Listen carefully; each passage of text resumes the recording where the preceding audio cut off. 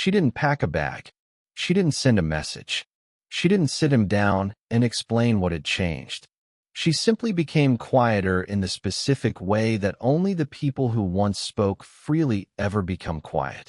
And Marcus, who believed he understood the woman he had built 4 years of his life with, noticed the quiet the way most people notice a slow leak. Not when it begins, but when the damage is already visible on the floor. There was no single night he could point to. No conversation that went wrong in a way he could examine and correct.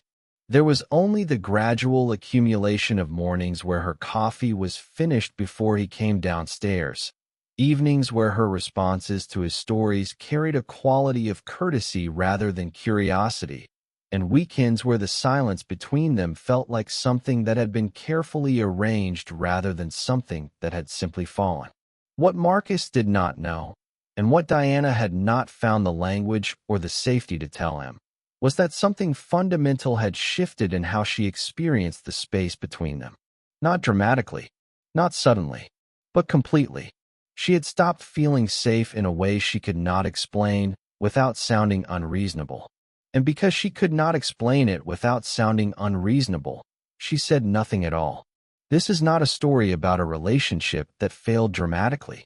It is a story about something far more common and far more instructive. The quiet erosion of emotional safety in a relationship between two people who genuinely loved each other and never developed the tools to protect what they had built together.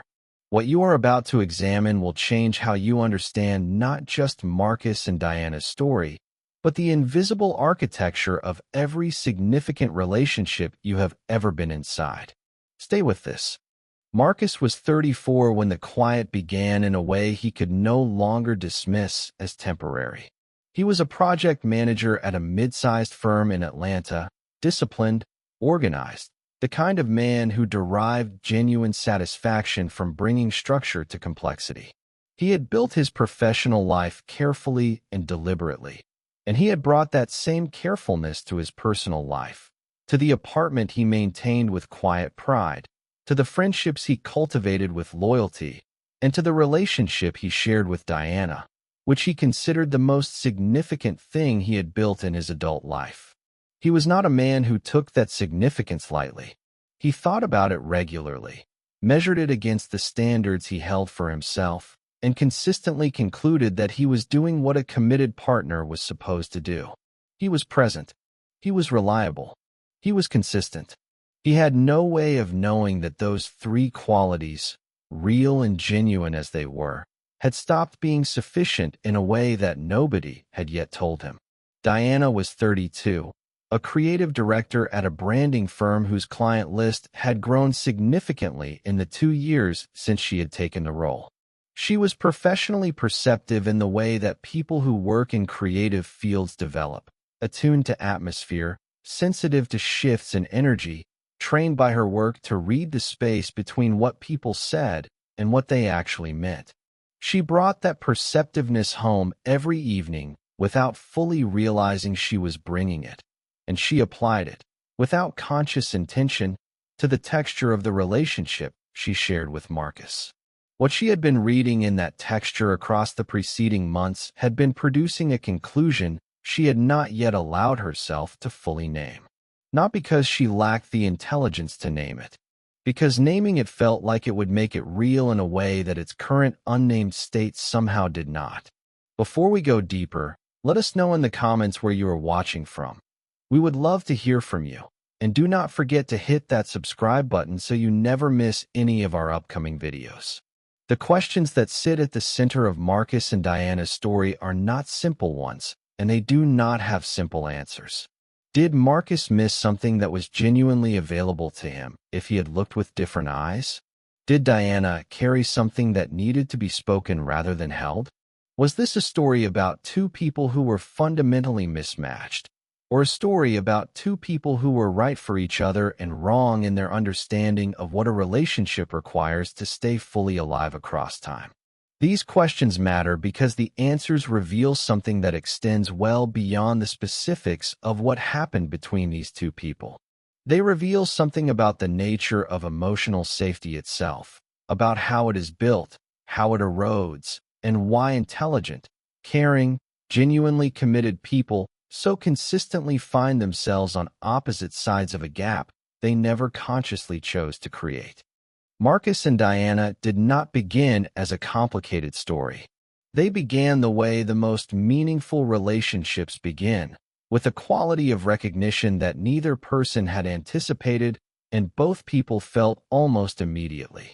They met through a professional connection, a collaborative project that brought their respective firms into contact for approximately 3 months. Marcus was managing the operational side of the collaboration, timelines, deliverables, logistics. Diana was leading the creative direction. In their first substantive meeting, they disagreed, openly and constructively, about the balance between structure and flexibility in the project's approach. Marcus pressed for clear parameters. Diana pressed for creative room to move within those parameters. The disagreement was professional and productive, and what both of them discovered in its aftermath was something neither had expected: a genuine respect for how the other person thought. Not just what they concluded, but the quality of the thinking that produced the conclusion. That quality of mutual intellectual respect was the first foundation stone of what they would eventually build together. They moved from professional collaboration to genuine friendship over the following months, finding reasons to continue conversations that had technically concluded, discovering overlap in the ways they understood the world that went well beyond the project that had brought them together. Marcus told his closest friend Jordan, during this period, that Diana was the most genuinely interesting person he had encountered in years. Not interesting in the performed sense, but interesting in the way that people are interesting when they have developed a real relationship with their own thinking and are not afraid to bring it into contact with yours. Jordan, who had known Marcus through 2 previous significant relationships and who had watched both of them fail to produce the quality of connection Marcus seemed to be describing now, listened carefully and said very little. He was not a man who made predictions, but he was a man who paid attention. And what he was paying attention to in his friend's voice when Marcus talked about Diana was something he had not heard before. Diana told her closest friend Simone something similar during the same period, though she framed it differently. She said Marcus had a quality of steadiness that she had not found in the relationships that preceded him. Not boring steadiness. She was precise about that distinction because she had experienced boring steadiness, and this was not that. It was the steadiness of someone who had chosen who they were and how they operated in the world with genuine deliberateness, and who therefore did not require constant management or reassurance.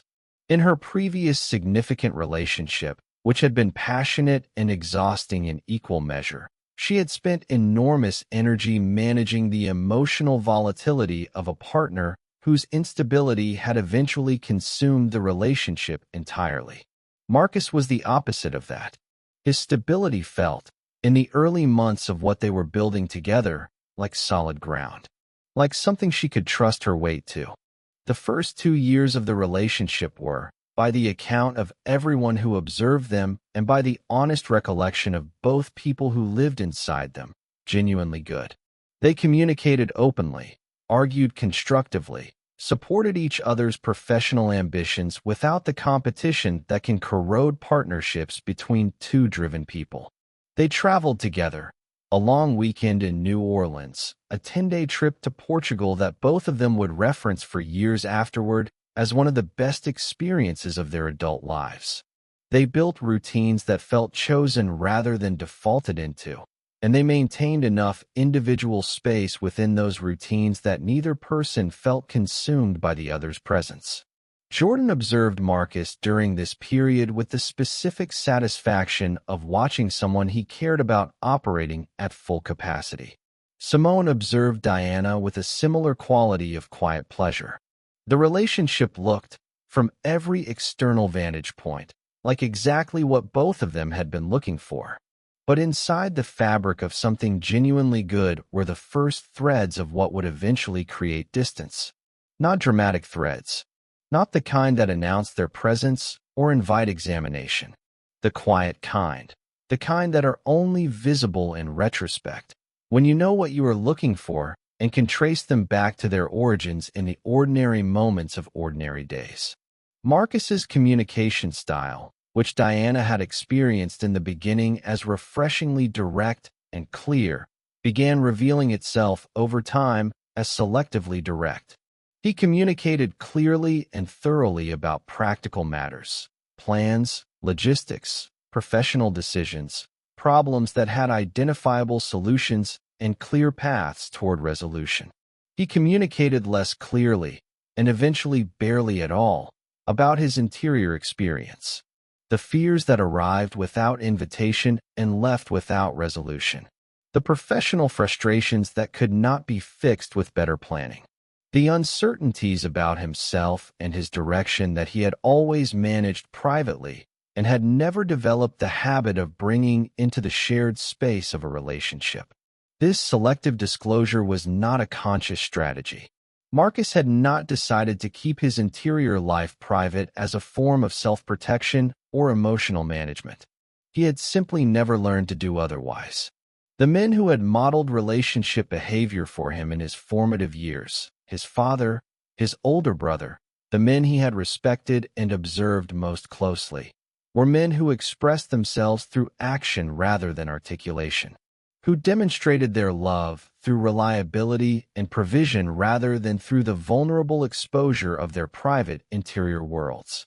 Marcus had absorbed this model so completely and so early that it did not feel like a model to him. It felt like the natural shape of how a person conducted themselves inside a relationship. He was not withholding.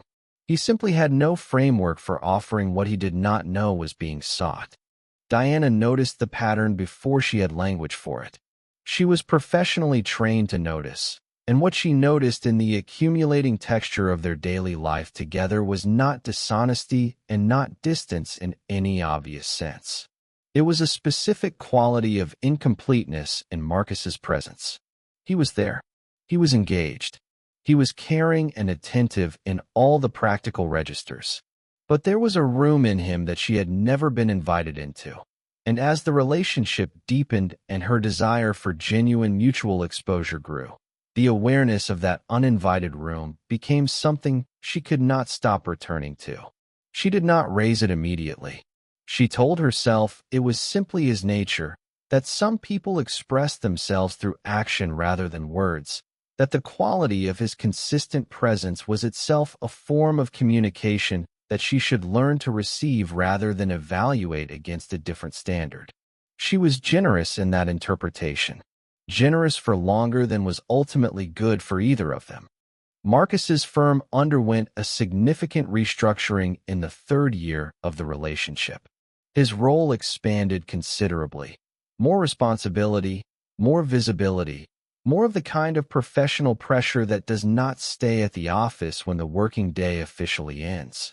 He responded to this expansion the way he had always responded to professional challenge, by going inward, by increasing his focus and efficiency, by directing his available energy toward the demands in front of him, and trusting that the parts of his life that were already functioning well would continue to function well without the same level of active investment. This trust was genuine. It was the trust of a man who had built something stable and believed in its stability. It was also, in a way he would not understand until considerably later, a form of assumption that carries its own particular cost in intimate relationships. The assumption that stability, once established, maintains itself without continuous attention is one of the more common and more consequential errors that people make inside long-term relationships. Stability in an intimate partnership is not a condition that can be achieved and then trusted to persist. It is a practice that requires continuous renewal through the specific quality of attention that created it in the first place. The evenings changed first, in ways that were subtle enough to dismiss individually and consistent enough to accumulate into something unmistakable. Marcus came home later, ate with less presence, contributed less to the conversations Diana had been holding in reserve throughout the day. He was not absent in any dramatic or obvious sense. He was physically there. He responded when spoken to. He occasionally engaged with genuine warmth and humor. But the texture of his attention had developed a consistent undertone of distraction that Diana felt before she identified it, and identified before she named it. The man who had once made her feel like the most important thing in the room, not through grand gestures, but through the specific quality of his attention, through the way he listened as though what she was saying mattered to him more than whatever he had been thinking about before she began, had started to feel, in these evenings, like someone managing a list that she was somewhere in the middle of, not at the bottom, not dismissed or neglected in any way she could have pointed to clearly. Somewhere in the middle, attended to when her position on the list came up, and that somewhere in the middle, felt repeatedly across weeks and months, produced something in Diana that she would not fully name for a long time. She did not raise it. She applied to this shift the same generous interpretation she had applied to every minor friction in the relationship. She told herself it was the pressure of the restructuring, that the version of Marcus she had built her trust on was still fully present beneath the professional strain, that this was temporary and would ease when the external pressure eased. She was being patient in the way that people who care about a relationship are patient. She was also, without recognizing it as such, beginning the process of emotional self-protection that happens when a need goes unmet for long enough that the person carrying the need begins to reorganize themselves around the possibility of it remaining unmet. She was not withdrawing consciously. She was adapting. And that adaptation, gradual and protective and entirely reasonable from the inside, was the first visible movement of what would eventually become a significant and directional shift. The communication patterns between them shifted across this period in ways that mirrored and amplified the changes in Marcus's presence. Conversations that had once gone long and wandered productively into unexpected territory began concluding at their natural surface, both people retreating to separate activities without the specific quality of lingering that had characterized the early relationship. Questions that had once produced genuine reflection about values, about direction, about the interior experience of navigating professional and personal life simultaneously, began producing answers. Efficient, responsive, informative answers that addressed the surface of the question without touching whatever lived beneath it. The conversations were not bad. They were simply no longer the conversations that had made Diana feel, in the beginning, that Marcus was genuinely curious about who she was and who she was becoming. They had become the conversations of two people who knew each other well enough to communicate efficiently. And efficiency, in intimate relationships, is a form of distance dressed in the language of familiarity. Simone noticed the change in Diana before Diana had fully acknowledged it to herself. They had been close friends for nearly a decade, the kind of friendship that had survived significant life transitions and had developed a quality of honest observation that Diana relied on precisely because it was unsparing. Simone did not make the observation dramatically. She made it over coffee on a Saturday morning, in the specific understated register that characterized her most important observations. She said Diana seemed like she was carrying something. Diana said she was fine. Simone said she knew, and waited. Diana was quiet for a moment that lasted longer than a comfortable pause. Then she said she had been feeling lately like she was managing her interior experience alone, that the relationship felt less like a shared space than it had in the beginning and more like two individual lives conducted in proximity, that she loved Marcus and was not sure she had the language for what she was feeling without it sounding like a complaint about something she could not clearly identify as wrong. Simone listened without interruption. When Diana finished, she asked one question. Had Diana said any of this to Marcus? Diana said no. Simone asked why not. Diana thought about it carefully. She said she was not sure Marcus would understand it, that she was not sure the conversation would land in the way she needed it to land, that she was afraid of what naming it would do to the stability of something she still very much wanted to preserve. That fear, precise and understandable and entirely human, was the same fear that had been organizing Diana's silence for months. And it was the same fear that, left unexamined, would continue organizing that silence for as long as she allowed it to. The irony that the silence was itself producing the outcome she feared, the erosion of the stability she was trying to protect, was not yet fully visible to her from the inside. It rarely is from the inside. Nathan entered Diana's professional life during the 4th year of the relationship through a collaborative project that brought their respective firms into contact on a shared client account. He was a senior creative at a partner agency, thoughtful, verbally precise, the kind of professional presence that Diana encountered regularly in her field and generally found interesting without finding particularly significant. What distinguished the professional relationship that developed between them was not attraction in any obvious sense. It was a quality of attention. Nathan was genuinely curious about her creative instincts in the specific way that Diana had not been receiving at home. Unhurried, genuinely interested in the complexity of her thinking rather than its conclusions, willing to sit inside the difficulty of a creative problem without redirecting toward resolution. Their collaboration was entirely professional. Diana did not cross any line, but she began, without fully recognizing it as a process she was engaged in, to register the contrast between the quality of attention available in that professional context and the quality of attention available in her relationship. Contrast, when it arrives in a context of existing deficit, does not create the deficit. It illuminates it. And what it illuminated for Diana was something she had been feeling as an atmospheric quality, a vague, ambient incompleteness, that the contrast now clarified into something more specific and more uncomfortable. Marcus sensed something during this period without being able to locate what he was sensing. There was a quality in Diana's presence that had shifted in a way he could feel but not identify, a slight increase in self-containment, a quality of reserve that had not been there before, a texture to the silence between them in the evenings that felt different from the comfortable silence of two people who are at ease with each other. He mentioned it to Jordan on a Saturday afternoon, framed as a question rather than a concern. Said that Diana seemed somewhere else lately, that he could not tell if something was wrong or if he was misreading what he was observing. Jordan asked if he had talked to Diana about it.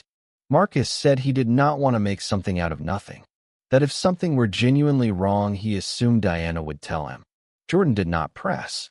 He knew Marcus well enough to know that pressing would produce defensiveness rather than reflection. But he filed the observation away with the specific attention he gave to things that felt significant without announcing their significance. That assumption, that if something were genuinely wrong, Diana would say so, was operating on a model of how intimate communication works that the reality of their relationship had already quietly disproved.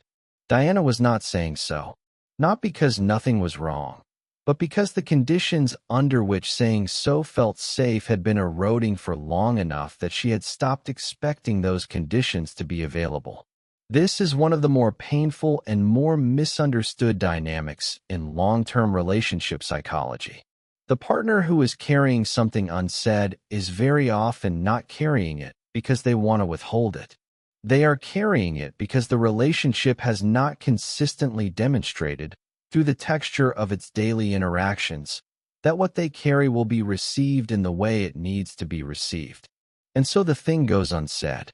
And the relationship continues operating on the surface of two people who are fine, while beneath that surface something is quietly and consistently moving in a direction neither of them has yet acknowledged.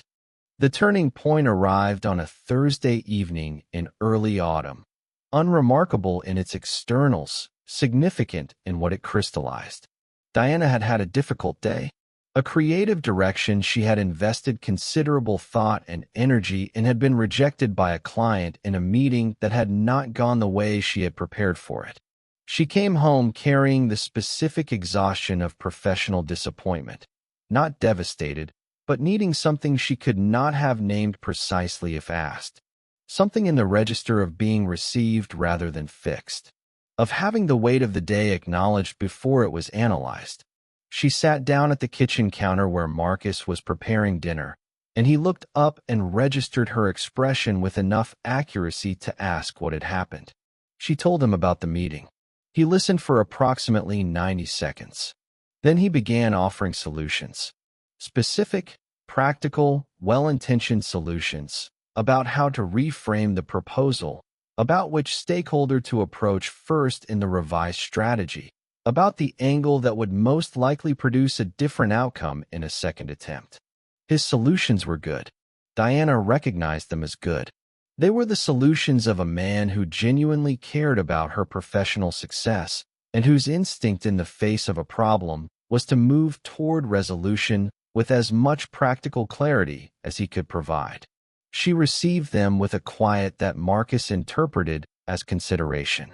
What the quiet actually contained was a closing, the specific internal closing that happens when a person reaches for something real and receives something functional instead. She had not needed a strategist. She had needed a witness, someone to sit with the weight of the day before helping her figure out what to do about it. Someone whose first response to her difficulty was presence rather than solution. The distinction felt enormous to her in that moment and was entirely invisible to Marcus. She thanked him for the suggestions, said she would think about them, and moved toward the bedroom. Marcus returned to dinner, satisfied that he had helped. He had no sense that anything significant had occurred. Diana sat on the edge of the bed in the quiet of the bedroom and felt, with a clarity that the previous months of gradual accumulation had been building toward, that she was alone in a way that the presence of another person in the next room had stopped being able to address. Not alone because Marcus did not love her. She did not doubt that he loved her. Alone because the specific quality of presence she needed from him had been consistently unavailable for long enough that she had stopped expecting it. And in stopping expecting it, she had stopped feeling safe enough to need it out loud. This distinction matters more than it might initially appear. There is a significant difference between a person who needs something and asks for it, and a person who needs something and has stopped asking because the asking has stopped feeling worth the specific risk it carries. Diana was no longer in the first category. She had moved into the second without making a conscious decision to move. She had simply arrived there, carried by the accumulated weight of needs that had gone unmet for long enough that expecting them to be met had come to feel like a form of vulnerability she could not afford. Marcus noticed the shift approximately 2 weeks after the Thursday evening, in the specific way that people notice things they have been not noticing for a while, all at once, with the disorienting quality of something that feels both sudden and long overdue. He could not have identified what specifically had changed. Diana was present, functional, warm in the surface register. She laughed at appropriate moments, engaged with the practical business of their shared life, contributed to the routines and logistics that structured their days. But something in the texture of her presence had changed in a way he felt in his body before his mind had language for it. A quality of availability that had been there before and was less there now. A sense that she was inhabiting the relationship from a slightly greater interior distance than she had previously occupied. He thought about saying something for several days before concluding, as he so often concluded, that the risk of naming it was greater than the discomfort of carrying it quietly. That if he raised it, and he was wrong, it would introduce a problem where none existed. That if he raised it, and he was right, he would have to have a conversation he did not know how to have. Both conclusions led to the same place. The silence continued. It was Simone who finally moved something. Not through advice, which Diana had not asked for, and not through intervention, which was not her style, but through a question she asked at the end of a long evening when Diana had spent 2 hours talking around the edges of what she was actually carrying. She asked Diana what she was afraid would happen if she told Marcus the truth about what she had been feeling. Diana was quiet for a long time. Then she said she was afraid it would not change anything, that Marcus would listen and respond well in the moment and then return, within days, to the same patterns she had been navigating for months, that she would have made herself vulnerable and received attentiveness that would fade rather than integration that would last. And she was afraid that finding out that her fear was accurate would be harder to live with than the current uncertainty, that she would rather carry the question than receive the answer, if the answer was going to be the one she feared. Simone did not dispute this. She sat with it for a moment. Then she said that the fear Diana was describing was the same fear that was preventing the conversation that might actually change something. That the protection Diana was building around herself was also the wall that was keeping the relationship from accessing the honest exchange that might give it the chance she was hoping it had. That keeping the question in order to protect herself from the answer was a form of control that felt like safety and functioned like surrender. Diana heard this. Not immediately. It took time to settle past the resistance that comes when something true arrives in a form that is uncomfortable to receive. But it settled. And several days later, on a Sunday morning when the apartment was quiet and Marcus was across the kitchen table with his coffee, she told him she needed to have a conversation that she had been avoiding because she had not been sure it was safe to have. Marcus put down his coffee and looked at her with a quality of attention she had not felt from him in longer than she wanted to acknowledge. She told him she had been feeling, for a significant period of time, that she was managing her interior experience alone. That when she came home carrying something difficult, she was not sure there was room for it in the shared space between them. That his instinct to solve had been leaving her feeling received on the surface and missed at the depth. That she had been compensating for this by becoming more self-contained, which she recognized was not what the relationship needed but which it felt, in the absence of a safer available option, like the only way to protect herself from the accumulating cost of reaching and not landing. She said all of this without accusation.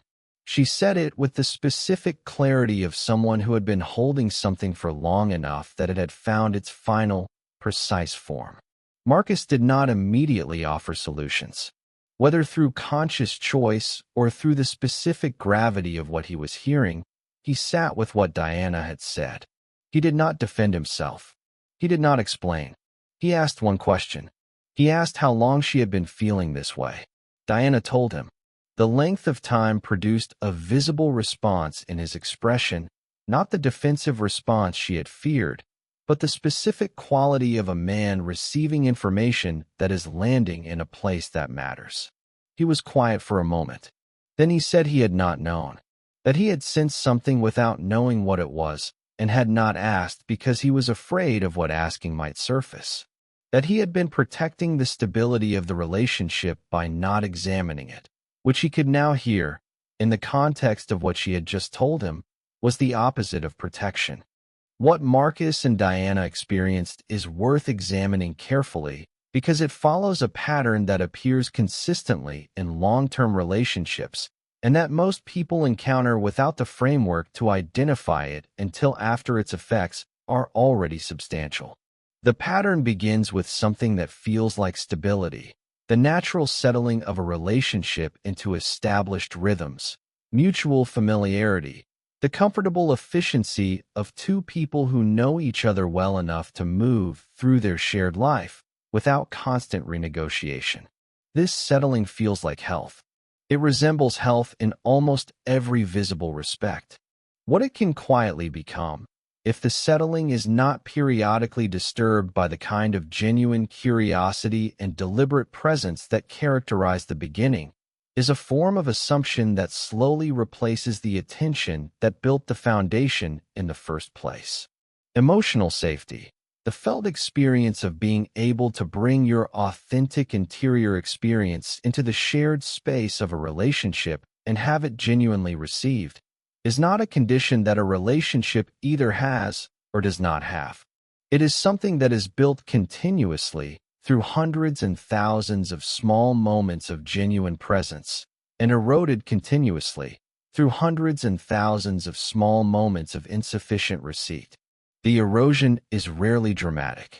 It does not usually announce itself or invite examination. It arrives in the gap between what someone offers and what they receive. In the moment when vulnerability is met with efficiency. In the evening when presence is managed rather than genuine. In the morning when a partner's coffee is finished before anyone comes downstairs to share it. And neither person has yet acknowledged what that finished cup of coffee actually represents. The particular quality of Marcus's care, consistent, reliable, practically oriented, is genuinely valuable and genuinely insufficient simultaneously. This is a tension that many people in relationships find uncomfortable to examine because it challenges the assumption that caring deeply is sufficient protection against the specific forms of distance that caring people still create. Marcus loved Diana. That love was real and consistent and not in question.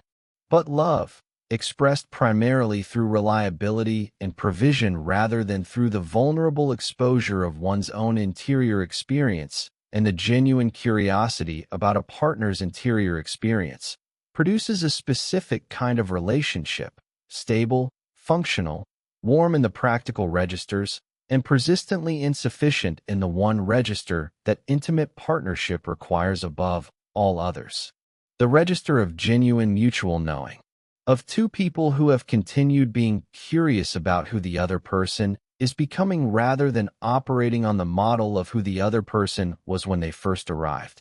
Diana's protective self-sufficiency, the way she adapted to the deficit by becoming more self-contained, redirecting her emotional investment to Simone and to her professional environment, managing her interior experience privately rather than bringing it into the shared space of the relationship, is worth examining without judgment because it is the natural response of an intelligent, perceptive person to an environment that has been consistently delivering less than what is needed.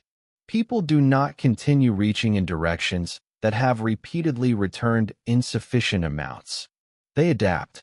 They find the path of least resistance toward the feeling of being genuinely received, and they walk that path with increasing frequency.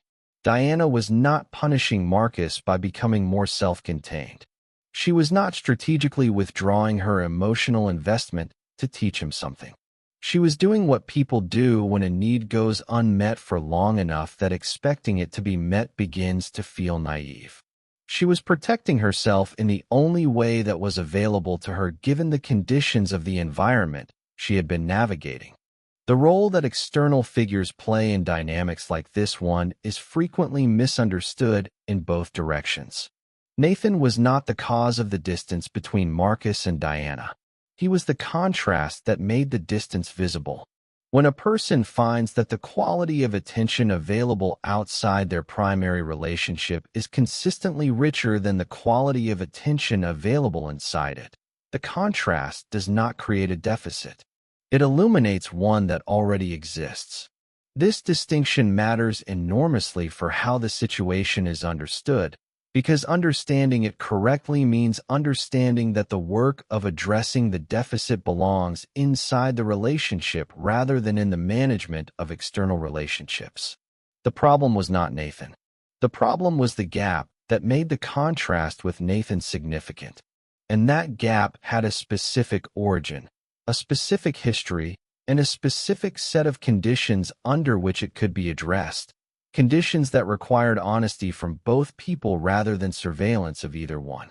The silence that both Marcus and Diana chose, for different reasons and with different internal justifications, produced the same outcome in the end. It allowed the space between two people who genuinely loved each other to fill, slowly and completely, with everything that was not being said. Marcus's silence was the silence of avoidance. Of a man who sensed something was wrong and chose not to name it because naming it might require a kind of examination he did not feel equipped for. Diana's silence was the silence of protection, of a woman who carried something real and could not find the conditions under which offering it felt safe. Both silences felt reasonable from the inside of the person choosing them. Both produced the same cumulative effect. They allowed the distance to grow in the dark, unseen and unaddressed, until it became the defining quality of a relationship that had once been defined by something entirely different. That conversation did not resolve everything. It was not the conclusion of the difficulty, but the beginning of an honest engagement with it. There were things that needed to continue to be examined, patterns that had been operating for long enough that changing them would require more than a single honest exchange, no matter how significant that exchange was. But something opened in it that had been closed for a long time. Both of them had finally stopped managing the surface of the relationship and started examining what was living beneath it. And that examination, uncomfortable and overdue as it was the first genuine movement toward the thing they had both been wanting without knowing how to ask for. What their story ultimately reveals is something that extends well beyond their particular circumstances and their particular choices. It reveals something about the nature of intimate relationships themselves, about what they require to stay alive across time, about the specific forms of attention that build them and the specific forms of neglect that erode them, and about the courage that genuine partnership requires of both people, not in the dramatic moments, but in the ordinary ones. In the Thursday evenings, when someone comes home carrying something difficult, and the person who loves them has to choose between the efficient response and the present one. In the Sunday mornings, when something has been accumulating unsaid for long enough that saying it feels risky, and the choice is between the risk of the conversation and the certainty of the continued silence. In the daily moments when two people can either assume that the stability they have built will maintain itself or choose again to invest in it with the specific quality of attention that created it. The core truth that surfaces from examining what happened between Marcus and Diana is both simple and profoundly uncomfortable in its implications. Emotional safety does not erode because love ends. It erodes because the quality of presence that built it stops being consistently offered. Because the curiosity that once made a partner feel genuinely known becomes assumption. Because the vulnerability that once created mutual exposure becomes selective. Because the small daily choices that either build or deplete the reservoir of felt safety accumulate, invisibly and without announcement, into something that eventually cannot be ignored. Marcus did not stop loving Diana. Diana did not stop loving Marcus. What happened between them was not the failure of love. It was the failure of both people to understand that love, without the continuous practice of genuine presence, cannot by itself sustain what genuine presence built.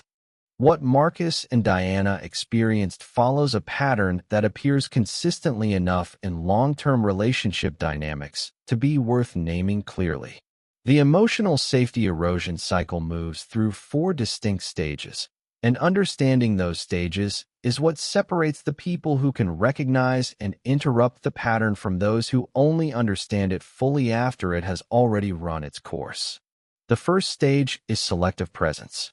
This is where the cycle begins, not with conflict, not with a defining event, but with one or both partners beginning to operate in the relationship with less than their full interior availability. Communication becomes practical rather than intimate. The texture of daily attention develops a quality of management rather than genuine curiosity. Nothing appears wrong in any visible sense. But something has stopped being tended to that requires continuous tending to remain alive. The second stage is protective adaptation. The partner who is receiving insufficient emotional presence begins adapting. They develop what functions as protective self-sufficiency. They redirect their deeper emotional investment to friendships, to work, to the version of themselves that exists independently of the relationship. They become more self-contained. From the outside, this looks like independence and confidence. From the inside, it is the beginning of emotional departure from the relationship, even while the physical and logistical structure of it remains entirely intact. The third stage is silent recalibration. Both partners are now operating inside a relationship that has shifted significantly from its original emotional register without either of them having named or examined the shift.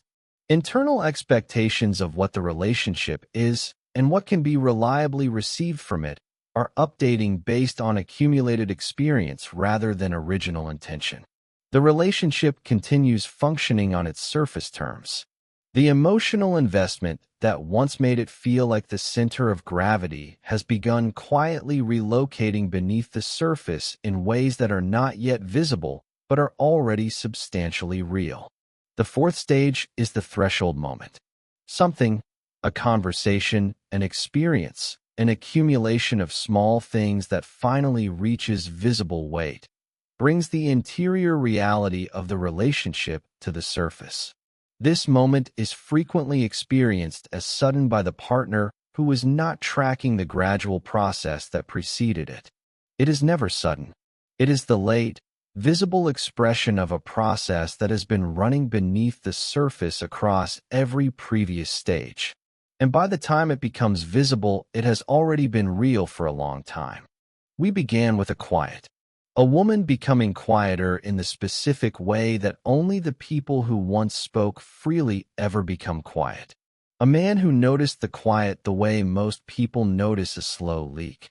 Not when it begins, but when the damage is already visible on the floor.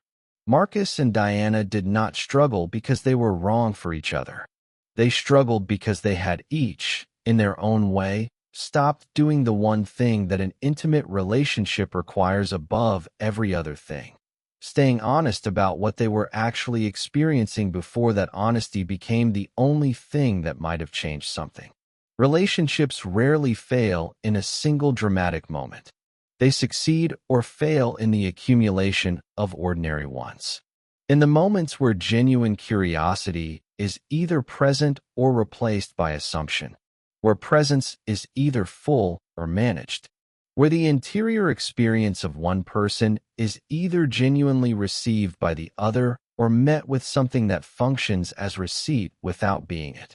These distinctions are invisible in any individual moment. Across time, they become everything. They are the difference between a relationship that deepens with each passing year and one that maintains its external form while quietly hollowing out from the inside. Between two people who continue knowing each other and two people who stop being curious about who the other was becoming at some point they cannot identify and would not have chosen if they had seen it clearly. For anyone watching this, the question worth sitting with is not whether Marcus made the right choices or whether Diana communicated as clearly as she should have. Those questions are less useful than they appear, because they locate the inquiry in judgment rather than understanding.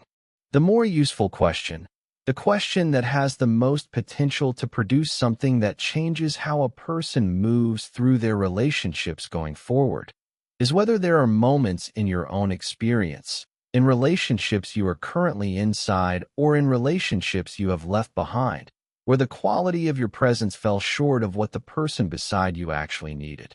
Where you responded with efficiency when presence was what was required. Where you sensed something shifting and chose not to name it because naming it felt riskier than the continued silence. Where the distance between you and someone you genuinely cared about grew not because either of you stopped caring, but because both of you kept choosing the more comfortable version of the moment over the more honest one. The day she stopped feeling safe with him was not a single day. It was many days, each of them ordinary, each of them containing, somewhere inside its ordinary hours, a moment where something different was possible. That is not a reason for regret. The most useful response to understanding is not regret, but the specific kind of awareness that makes a different story possible going forward. In the relationship you are currently inside, in the ordinary moments that are arriving whether or not you have decided what to do with them. The question is not what Marcus and Diana should have done differently. The question is what you will do with the next ordinary moment that contains the possibility of genuine presence, whether you will choose it, and whether you will keep choosing it long enough for it to become the thing that holds everything else together.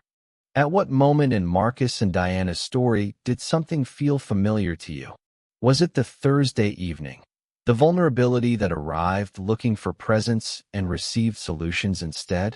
Was it the protective self-sufficiency, the way Diana became more self-contained as a response to a deficit she had not yet named? Was it Marcus's assumption that consistency and presence were the same thing? Or was it the silence they both chose, for different reasons and with the same consequence? Leave your answer in the comments below. This community exists because people are willing to be honest with each other about what modern relationships actually feel like from the inside. Not the version we present to the world, but the real one. The one that contains the questions we carry privately and rarely get to examine in public with the kind of depth they deserve. Your comment might be exactly what someone else needed to read today. And the conversation that happens in this comment section is part of what makes this channel worth building.